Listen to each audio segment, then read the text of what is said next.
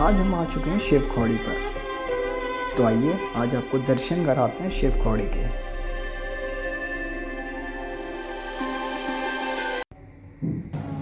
शिव खोड़ी प्रकृति में बना भगवान शिव का एक अलौकिक धाम, जो माता वैष्णो देवी से लगभग 70 किलोमीटर की दूरी पर है। भगवान शिव का ये धाम सचमुच एक अलौकिक धाम है। यहाँ आने के लिए आपको माता वैष्णो देवी से बस या फिर एक पर्सनल टैक्सी करनी पड़ती है।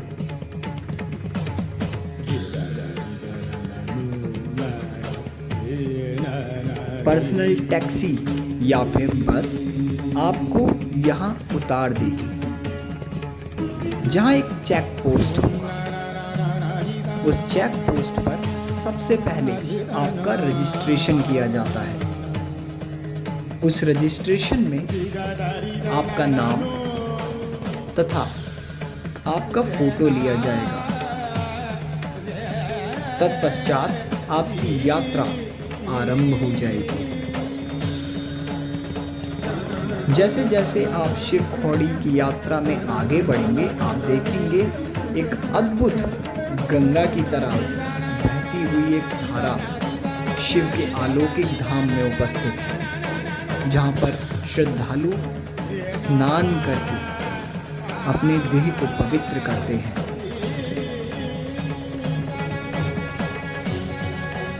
शिव खोड़ी में लगभग 20,000 से 30,000 तक श्रद्धालु डेली आते हैं और भगवान शिव के आशीर्वाद को प्राप्त करते हैं।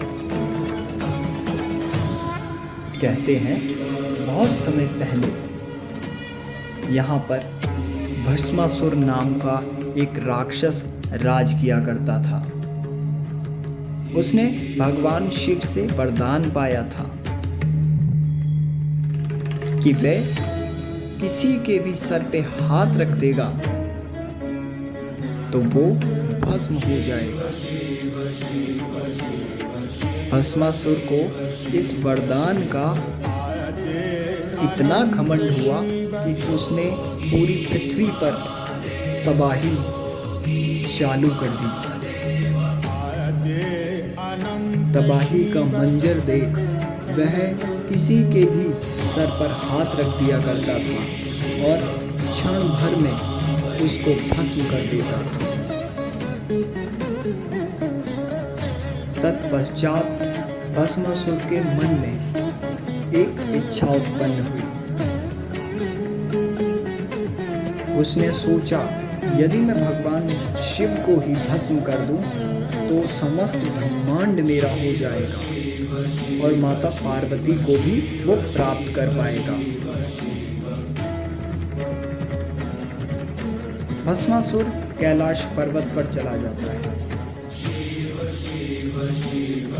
और भगवान शिव को अभद्र शब्द का प्रयोग करके कहता है कि वह भगवान शिव को भस्म कर देगा। भगवान शिव भी उसके आक्रोश से डर जाते हैं और वे भागते हैं। भस्मासुर पीछे भागता है, शिव आगे भागते हैं। तत्पश्चात सभी देवी देवता भगवान विष्णु के पास जाते हैं और आग्रह करते हैं कि भगवान शिव की रक्षा करें। भगवान विष्णु मोहिनी का रूप धारण करते हैं और भस्मासुर के पीछे भागते हैं। भगवान शिव भागते भागते और छिपते छिपते इसी शिव खोड़ी, जिसको नाम से आज जाना जाता है, इस गुफा में आके छिप जाते हैं।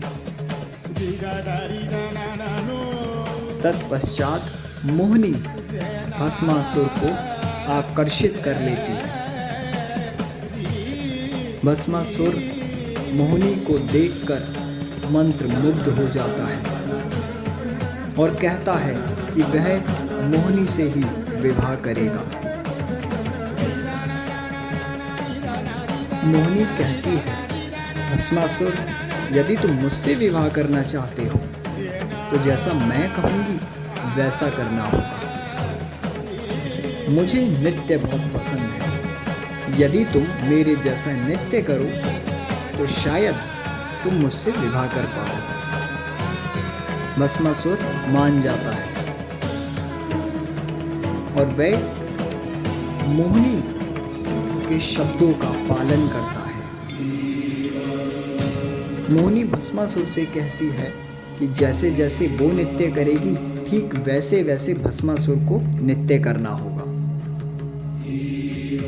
भस्मासुर मान जाता है और कहता है कि जैसा मोहिनी तुम नृत्य करोगे ठीक वैसा ही नृत्य मैं करूंगा। मोहिनी नृत्य आरंभ करती है और भस्मासुर मोहिनी को देख देख कर नृत्य करता है। मोहिनी अपना दायां हाथ नृत्य करते वक्त अपने सर पर रख लेती है। ठीक वैसे ही भस्मासुर अपना दायां हाथ नृत्य करते करते बीच में अपने सर पर रख लेता है और जैसे ही वह अपना हाथ सर पर रखता है भस्मासुर भस्म हो जाता है।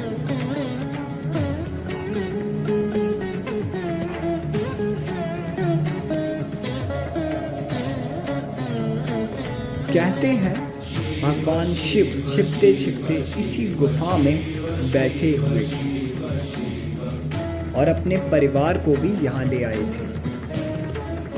तभी से इस प्राचीन गुफा का नाम शिवखौड़ी, शिवखौड़ी अर्थात शिव की गुफा। यहाँ के दृश्य आपका मन मोह लेंगे।